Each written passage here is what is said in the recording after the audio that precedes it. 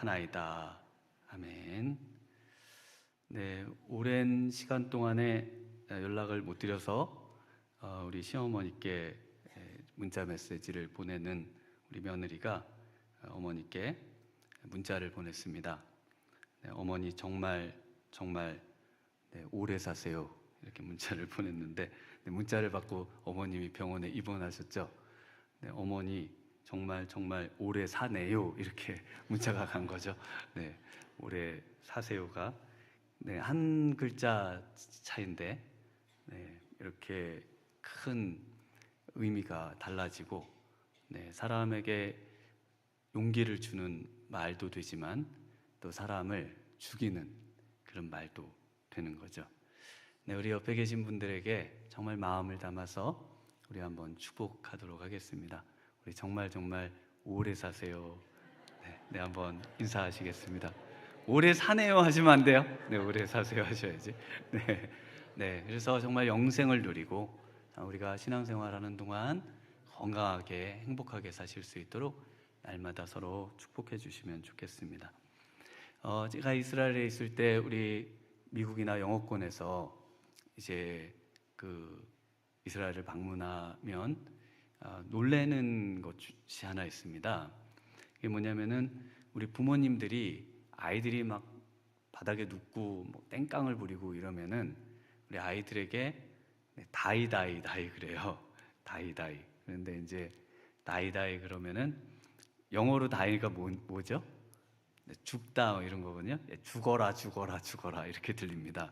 그런데 이제 그 히브리어로 다이는 충분하다, 이제 그만 이런 말이거든요. 그래서 다이 그러면은 제발 이제 그만해라. 너 이제 그걸로 충분하다. 막 더 사달라고 그러고 뭐 해달라고 그러니까.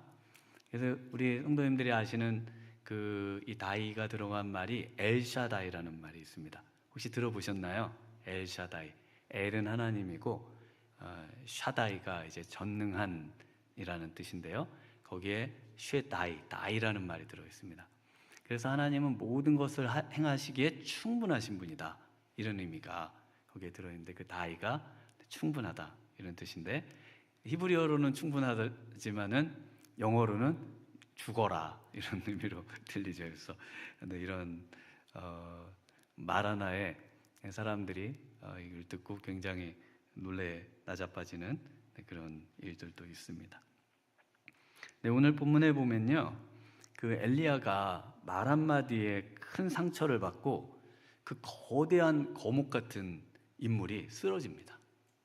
어떤 말을 받고 쓰러지는가 하면은 우리 2절과 3절을 한번 같이 읽어보겠습니다. 2절과 3절 함께 읽습니다.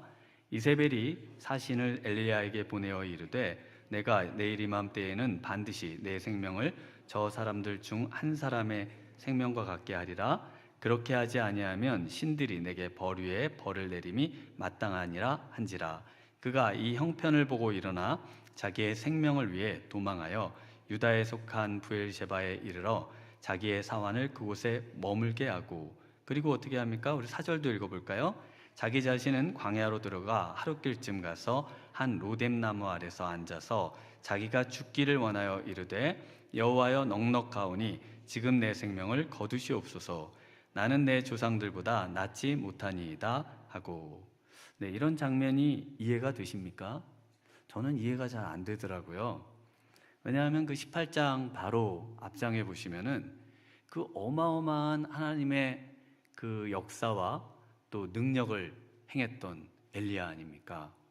정말 그 앞에 엘리야의 행적들을 읽어보면 도대체 지금 이와 같은 모습을 보일 거라고는 상상하기도 어려운 그런 모습을 보여줍니다. 특별히 18장의 갈멜산 전투에서 보면 그 승리가 이런 승리도 없습니다. 바알 선지자 450명과 아세라 선지자 400명, 도합 850명 대 1명, 엘리야 선지자 1명과 대결을 하거든요. 그리고는 이 선지자가 이 바알 선지자 450명을 기손 시내로 끌고 가서 정말 그 칼로, 그 칼이 다 막 휘어서 더 이상 죽일 수 없을 정도로 된 그런 이제 상이 거기 서 있습니다. 그 칼로 그 선지자들을 전부 이제 죽이는 일까지 했던 그런 사도가 어떻게 이 말 한마디, 지금 이 이세벨의 사신을 보내서 한 이 말 한마디, 뭐라고 말했습니까? 반드시 내 생명을 저 사람들 중 한 사람의 생명과 같게 하리라. 네, 이 말 한마디에 어떻게 도망하고, 그것도 저 멀리 시내산까지 가가지고 그렇게 내 생명을 거둬달라고, 저도 이제 살 만큼 살았다고, 네, 이런 말을 할 수 있을까? 그래서 이 사람을 망치고 또 죽이는 일은요, 칼보다 오히려 이 비수와 같은 말 한마디, 이 말 한마디면 충분하다, 다이하다라는 것을 아실 수가 있어요.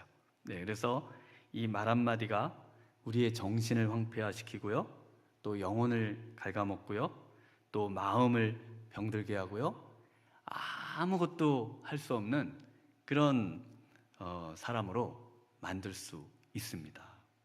있을까요? 없을까요? 있어요. 지금 오늘 보고 계시잖아요. 있다고요. 엄청나게 위대한 엘리야도 멀리 도망하게 만들었습니다. 그래서 3절에 자기의 생명을 위해 도망하고 있는 그 용감한 엘리야가 도망하고 있는 모습을 보고요. 또 4절에 자기의 생명이 죽기를 바란다, 이제는 그만 살고 싶지 않다라는 그런 죽기를 원하게 됐던 이유, 바로 그 말 한마디의 효과입니다. 그래서 이 탈진하고 지치고 또 더 이상 아무것도 하지 못하는 상태에 빠질 때 어떻게 우리가 회복할 수 있을까?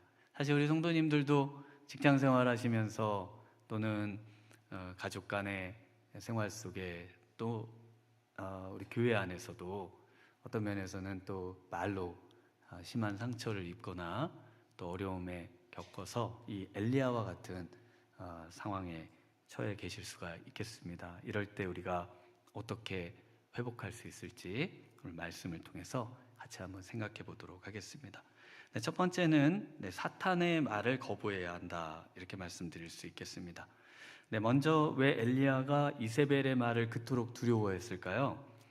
그 엄청난 선지자가 왜 도망을 쳤을까? 2절에 읽으신 9절에 보시면은 이세벨이 사신을 엘리야에게 보내어 이르되 내가 내일 이맘때에 반드시 내 생명을 저 사람들 중 한 사람의 생명과 같게 하리라. 그렇게 하지 아니하면 신들이 내게 벌 위에 벌을 내림이 마땅하니라 한지라. 네, 그래서 자신이 죽였던 바알과 아세라 선지자처럼 자신도 똑같이 되겠다라고 하는 말을 받아들였죠. 그 전에 사실 아합이 엘리야를 잡아 죽이려고 50명씩 군대를 모아가지고 계속 보내거든요. 그런데 그때마다 이 능력의 선지자가 하나님의 능력으로 그 사람들을 다 죽이고 또 하나님의 능력으로 자신을 엘리야 앞으로 아합 왕 앞으로 나아가게 하는 그런 담대한 모습도 보여줍니다. 그런데 지금 이 말을 받아들이고 있다는 겁니다. 그래서 4절을 통해서도 알 수 있는데요, 자기 자신은 광야로 들어가 하룻길쯤 가서 한 로뎀나무에 앉아서 자기가 죽기를 원하여 이르되 여호와여 넉넉하오니 지금 내 생명을 거두시옵소서. 나는 내 조상들보다 낫지 못하니이다. 왜 죽기를 원하고 또 내 생명을 거두어 달라고 했다고요? 나는 내 조상들보다 낫지 않습니다. 다른 선지자들 지금 전부 바알의 선지자들에 의해서 또는 아합 왕과 이세벨에 의해서 많은 죽었던 무수한 그런 조상들, 선지자들보다 내가 나은 게 없습니다. 저도 그와 같이 똑같은 존재입니다 라고 지금 그 말을 자기도 모르는 사이에 어떤 상황에서 그를 그냥 받아들여 버렸어요. 그래서 사탄의 말을 인정하는 순간 그 말이 비수가 돼서 그 영혼에 꽂히는 거죠. 네, 꽂히는 겁니다. 그래서 10절, 14절에도 두 번이나 반복하는 말이 뭡니까? 10절과 14절에, 그 중에 14절을 한번 보면 그가 대답하여 내가 만군의 하나님 여호와께 열심히 유별하오니 이는 이스라엘 자손이 주의 언약을 버리고 주의 제단을 헐며 칼로 주의 선지자들을 죽였으며 오며 오직 나만 남았거늘 그들이 내 생명을 찾아 빼앗으려 하나이다. 내 생명을 찾아 빼앗으려 하죠. 빼앗으려 하는데 빼앗길 거라고 그거를 철떡같이 이제 믿어버리는 그런 지금 상황에 있다는 겁니다. 그래서 하나님의 말씀보다 사람의 말, 특히 사탄의 말을 더 중요하게 여기고 그것을 받아들이는 순간 쓰러지게 되는 겁니다. 우리의 영혼에 아주 치명적인 그런 상처는, 아픔과 어려움은 언제 일어나느냐? 바로 이 사람의 입을 통해 지금 우리를 공격하는 그 사탄의 말, 그것을 이제 받아들이는 거죠. 그래서 우리 최초의 그 인간이었던 바로 아담과 하와의 내용에서도 아실 수가 있습니다. 창세기 3장 4절에 뱀이 여자에게 이르되 너희가 결코 죽지 아니하리라. 죽는다고 그랬잖아요, 하나님께서는. 근데 죽지 않는다는 거예요. 그런데 그 말을 받아들이고 받아들이는 순간 하나님의 낯을 피해 숨게 됩니다. 그래서 그들이 그날 바람이 불 때 동산에 거니시는 여호와 하나님의 소리를 듣고 아담과 그의 아내가 여호와 하나님의 낯을 피하여 동산 나무의 나무 사이에 숨은지라. 왜 피하여 숨습니까? 이르되 내가 동산에서 하나님의 소리를 듣고 내가 벗었으므로 두려워하여 숨었나이다. 그러니까 사탄의 소리는 하나님의 소리가 아닌 그 외에 우리에게 상처를 주는 그 모든 소리는 항상 뭘 유발한다고요? 두려움을 유발합니다. 정말 내가 살아가는 게 살아갈 수 있을지 너무 두렵고요. 내가 정말 하고 있는 게 제대로 하고 있는 건지 너무 두렵고요. 그냥 모든 게 두려워요. 그래서 사탄의 소리는 전부 우리 안에 두려움을 가져옵니다. 하나님의 소리는 뭘 가져옵니까? 하나님의 소리는 우리에게 용기를 가져오죠. 할 수 있다는 마음을 주시고 믿음을 주시고 소망을 주시고 담대함을 주시고 죽으면 죽으리라는 마음을 주시는데, 사탄의 음성은 죽을 것 같은 마음을 주시고 더 이상 못할 것 같은 마음을 주시고 더 이상 살 필요가 없을 것 같은 마음을 주시고 안 하는 게 나을 것 같은 마음을 주시고 도망가는 게 나을 것 같은 마음을 주시고, 그냥 하여튼 뭐가 전부 두려워서 더 이상 뭘 할 수가 없게 만드는 소리가 사탄의 음성입니다. 저희 큰애가 이제 제가 하도 엄마한테 대들어가지고 나가 그랬거든요. 그러려면 나가 그랬는데 나간 거예요. 그래가지고 제가 데려다 놓고 나가라고 그래도 그 나가라는 말은 진짜 나가라는 게 아니다, 그걸 이제 말해줬잖아요. 근데 걔는 이제 나가라는 말을 나가라고 들었죠. 그걸 그냥 그대로 들은 거잖아요. 그때 어떻게 해야 됩니까? 정말 아버지가 원하는 아들의 반응은 뭐예요? 제가 왜 나가요? 이거잖아요. 저는 아빠 아들인데 왜 나가요? 아빠가 나가세요? 뭐 이런 거 아니에요. 그러면 이제 제가 그래. 그러니까 엄마한테는 좀 잘해라. 그러고 이제 이걸 원하지, 나가라는 게 진짜 뭐 나가서 뭐 혼자 살아라 뭐 이런 거 아니잖아요. 우리 뭐 다 아이들 키워보셨으니까. 그러니까 그 어떤 말이 들어올 때 그것에 대해서 강력하게 내가 막아낼 수 있는 것, 그것이 특히나 사단의 음성일 때요. 사단의 음성은 하나님은 너를 사랑하지 않는다는 거죠. 교인들은 다 너를 버렸다는 거죠. 그렇습니까? 주위에 사랑하는 사람들은 아무도 없고 다 너를 이용해 먹으려고 하는 그 무수한 사람들이 너희 주변에 가득 찼기 때문에 너는 살 필요가 없다는 거죠. 정말 그렇습니까? 전부 이렇게 우리의 마음을 아주 그냥 힘들게 만들고 그 말로 우리로 하여금 살아갈 수 없도록 만들어내는 그 말을 거부해야 된다는 것입니다. 여러분이 거부하셔야 돼요. 거부하는데 잘 안 되거든요.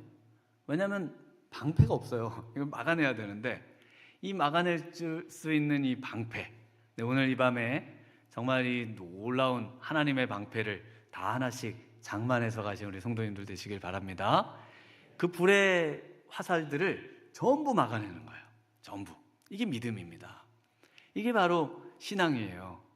이 모든 세상에 우리를 향해서 쏘는 그 불화살들을 막아내는 거, 이것이죠.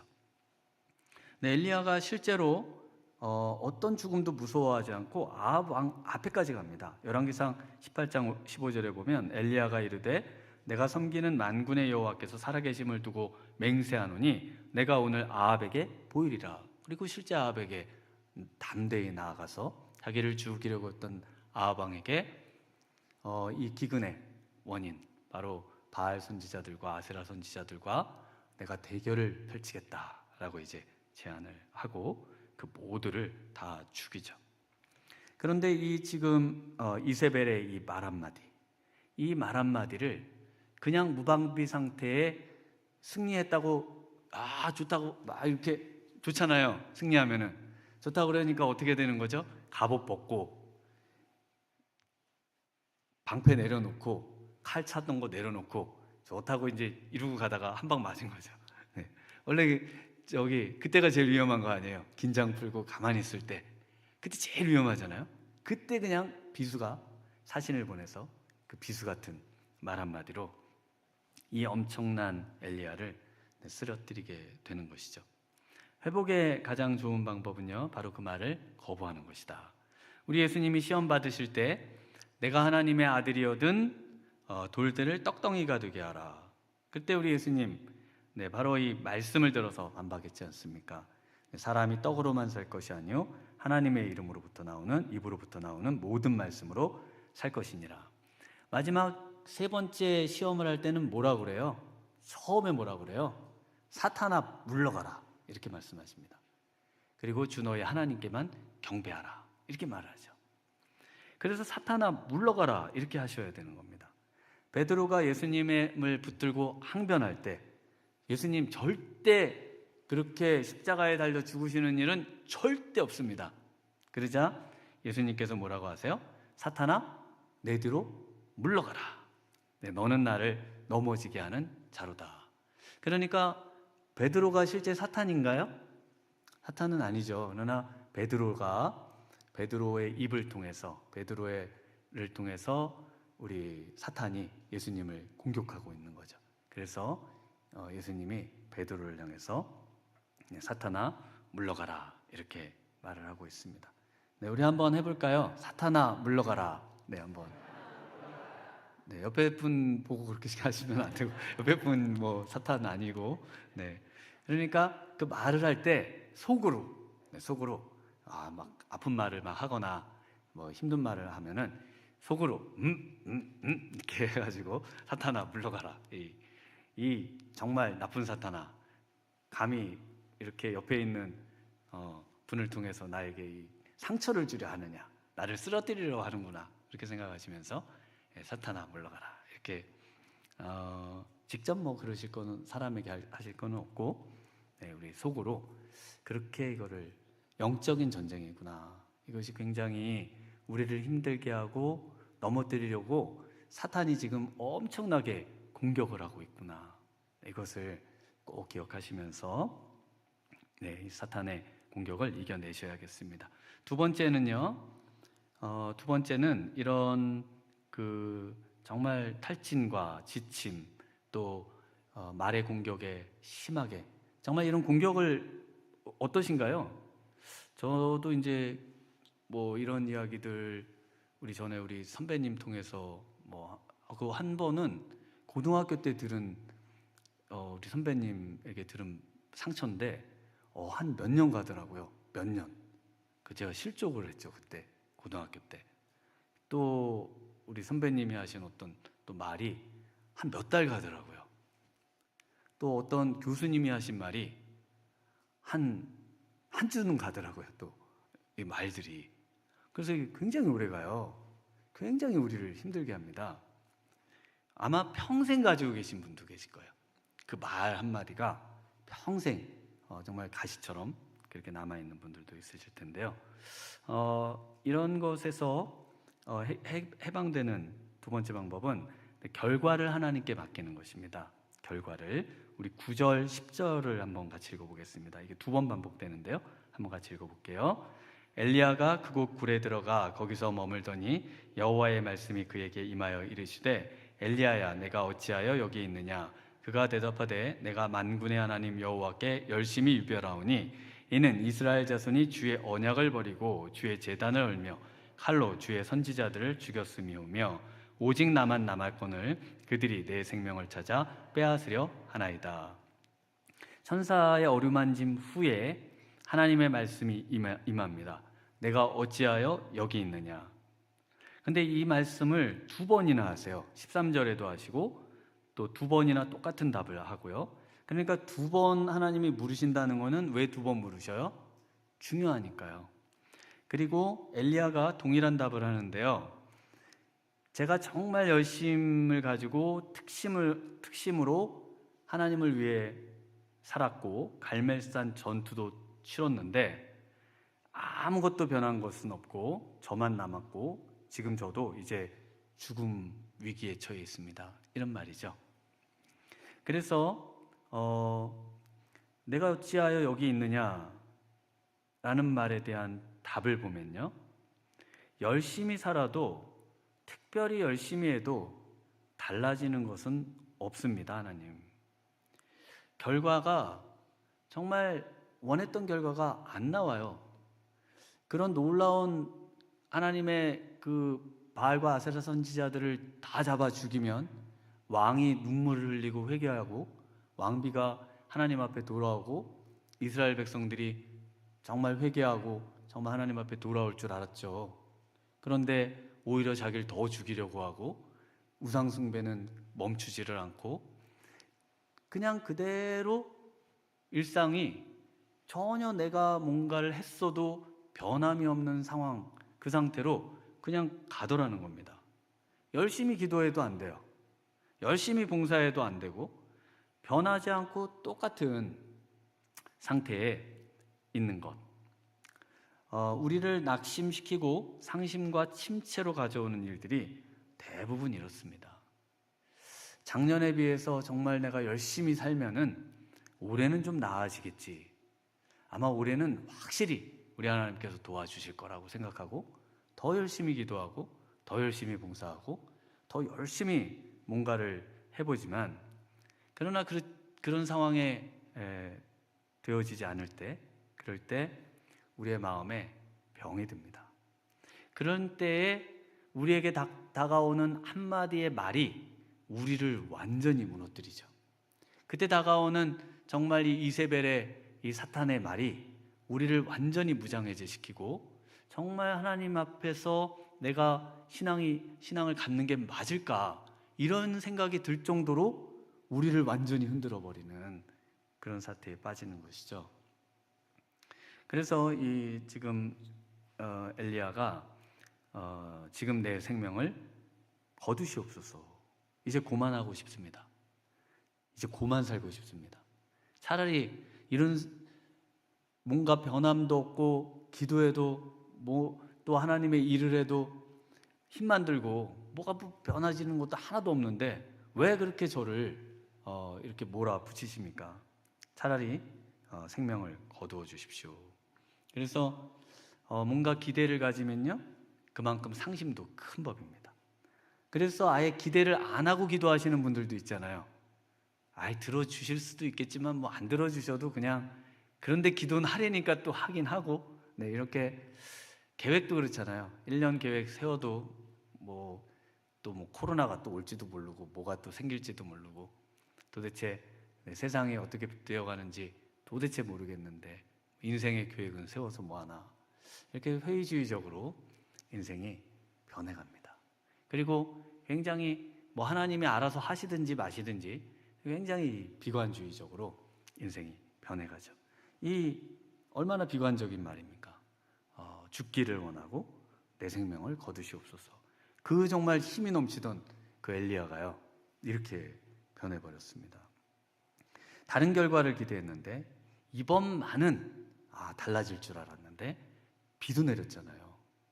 3년 반 동안 비가 안 오다가 하나님의 놀라운 역사로 비가 내렸잖아요. 그런데도 이스라엘은 변하지 않은 것이죠. 네, 그래서 해법은 뭘까요? 결과를 하나님께 맡기는 겁니다. 결과는 나의 몫이 아니다. 내가 할 수 있는 일이 아니다. 열심히 기도했는데 그 밧세바와의 간음으로 낳은 애가 죽었죠. 그때 다윗이 이제 일어나서 오히려 더 슬퍼할 줄 알았는데 결과는 하나님이 주관하시는 거고, 그 전에 하나님이 혹시라도 살려주실까 최선을 다해서 하나님 앞에 매달렸던 그런 모습을 우리가 기억하고 있습니다. 잠언 16장 9절에 사람이 마음으로 자기의 길을 계획할지라도 그의 걸음을 인도하시는 이는 여호와시니라. 믿으십니까? 네, 잠언 3장 5절 6절에 너는 마음을 다하여 여호와를 신뢰하고 내 명철을 의지하지 말라. 너는 범사의 그를 인정하라. 그리하면 내 길을 지도하시리라. 내가 원하는 결과를 그려놓고 그 결과가 안 되면 원망하고 낙심하는 것이 아니라요, 결과를 정말 우리 하나님께 맡기고 우리 하나님을 인정하고 그분을 신뢰하고 앞에 어떤 일들이 펼쳐질지에 대한 그것은 내가 모르겠지만, 그러나 우리 하나님께서 말씀하시는 대로 살기로 결심하는 것, 이걸 뭐라고 할까요? 이것을 믿음이라고 하는 겁니다. 믿음은 우리가 결과를 만들어내는 것이 아니에요. 결과는 하나님께 있고 우리는 하나님이 말씀하신 대로 그냥 따라가는 것입니다. 그때 하나님께서 하나님의 일을 하고 계시는 거죠. 우리의 눈에는, 사람들의 눈에는 뭐가 보이지 않는다고 할지라도 말이죠. 그것이 믿음의 조상 아브라함에게 이런 일이 있었죠. 히브리서 11장 8절에 믿음으로 아브라함은 부르심을 받았을 때에 순종하여 장래의 유업으로 받을 땅에 나아갈새 갈 바를 알지 못하고 나아갔으며. 갈 바를 알지 못해요. 그런데 하나님이 가라고 하니까 그냥 갑니다. 그냥 가요. 어디로 갑니까? 몰라요. 그냥 가요. 계속 갑니다. 우리는 이제 성경을 결과를 알고 보니까 가나안 땅으로 가는 거지, 당연히 가나안으로 오겠지 생각하지만 아브라함은 모르고 갑니다. 왜냐하면 그 약속을 주실 때 가라, 내가 내게 지시할 땅으로 가라 하셨지 가나안 땅으로 가라 하지를 않으셨어요. 그래서 어디로 가는지를 몰라요. 그래서 우리가 아는 가나안 땅으로 들어와서 기근이 심하니까 어디로 내려가요? 애굽으로 내려가죠. 하나님이 애굽으로 가라 그러시나 보다. 그리고 내려가요. 그리고 하나님이 또 올리시죠. 그래서 처음 제단을 쌓았던 베델과 아이 사이에 진을 치고 있다가, 그리고 조카 롯이 이제 분가한 후에 동서남북을 바라봐라 그러면서 이제 아브라함이 부에르세바 쪽까지 또 내려갑니다. 내려가고 거기서 하나님께서 약속을 주세요.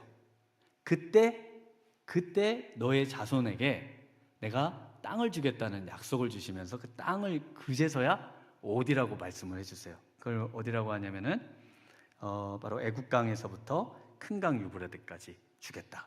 그 약속을 창세기 15장에 가서야 주십니다.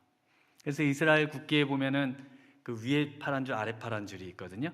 아래 파란 줄은 나일강, 위에 파란 줄은 유프라테스강, 가운데 이제 다윗의 별, 그래서 이스라엘 나라를 상징하는, 그래서 그 나라 아브라함에게 하신 약속대로 우리나라는 이런 나라다라는 것이 국기에 이제 새겨져 있습니다. 근데 그것을 아브라함 때 봤습니까? 아브라함 때 못 봤죠. 내 때는 못 받아요. 그러면 하나님 뭐 주신다고 그랬으면 빨리 주셔야지. 왜 하나님 이렇게 400년이나 후에 4세대나 지나서 이걸 받게 하십니까? 라고 할 수도 있지만, 아브라함에게 있어서의 믿음이라고 하는 것의 본질은 뭐냐? 결과가 아니라 과정이다. 하나님의 말씀을 따라 순종하며 사는 것이다. 결과는요? 하나님께서 역사하시는 것이다. 우리 결과 때문에 시험 들지 마시고 모든 것을 하나님께 맡기시고 기도하시는 우리 미라레 성도님들 되시길 주님의 이름으로 축원합니다. 네, 우리 세 번째는요. 네, 우리 가장 중요한 회복의 길인데, 네, 오늘 제목에 우리 세미한 소리, 세미한 음성을 듣는 것입니다. 우리 11절, 12절 한번 같이 읽어보겠습니다. 여호와께서 이르시되 너는 나가서 여호와 앞에서 산에 서라 하시더니 여호와께서 지나가시는데 여호와 앞에 크고 강한 바람이 산을 가르고 바위를 부수나 바람 가운데에 여호와께서 계시지 아니하며 바람 후에 지진이 있으나 지진 가운데에도 여호와께서 계시지 아니하며 또 지진 후에 불이 있으나 불 가운데에도 여호와께서 계시지 아니하더니 불 후에 세미한 소리가 있는지라. 네, 이 세미한 음성이 의미하는 것이 무엇이냐, 이게 제일 중요합니다. 그래서 이 세미한 음성이 뭘 의미하는지 이걸 꼭 잘 들으셔야 되고요. 이 세미한 음성이 있기 전에 계시지 않고 불 후에 세미한 음성이 있습니다. 그래서 계시지 않고 세미한 소리 속에 하나님이 계셨다는 거거든요. 그러니까 하나님이 앞에서 지금 이야기하고 있는 계시지 않고에 원래 계셨던 그런 방식으로가 아닌 지금 이 세미한 소리의 방식으로 하나님께서 찾아오신다는 그 말씀을 주고 계시는 겁니다. 모세에게 나타나실 때는 불 가운데 계셨죠. 그래서 불 가운데도 계시지 않았다라는 표현이 나오는데요. 출애굽기 3장 2절에 보면 여호와의 사자가 떨기나무 가운데로부터 나오는 불꽃 안에서 그에게 나타나시니라. 그가 보니 떨기나무에 불이 붙었으나 그 떨기나무가 사라지지 아니하는지라. 4절에 여호와께서 그가 보려고 돌이켜 오는 것을 보신지라. 하나님이 떨기나무 가운데서 그를 불러 이르시되 모세야 하시매 그가 이르되 내가 여기 있나이다. 그래서 떨기나무 가운데 하나님께서는 불로 계셨죠. 하나님께서는 떨기나무 가운데 불로 계셨다고 지금 말씀을 해주고 계십니다. 그리고 출애굽기 19장에서 시내산에서는 우레와 번개와 빽빽한 구름 중에 나팔 소리와 같은 지진 같은 온 땅이 진동하는 중에 하나님이 강림하시죠. 임하시죠. 그래서 역시 지진이 있으나 지진 가운데도 안 계시고 여러 가지 강한 바람 등에도 계시지 않는다, 이런 이제 표현들이 나오고 있습니다. 그러니까 엘리야에게는 이런 현상들 중에 현상들이 엘리야에게는 하나도 없이 세미한 소리만 있었다는 겁니다. 그러면 이 세미한 소리가 뭔가, 이 세미하다, 세미한, 가늘 세자에 작을 미자죠. 그래서 가늘고 작다라는 뜻이에요. 근데 원문에 보면은 역시 두 개의 단어가 묶여 있습니다. 부드럽고 작은 소리. 그러니까 세미한 소리의 그 미자는 되는데 앞에 그 가늘다라는 말이 부드럽다라는 의미를 갖고 있습니다. 그래서 이 부드럽게 만드는 작은 소리입니다. 그 속에 하나님이 거하셔요.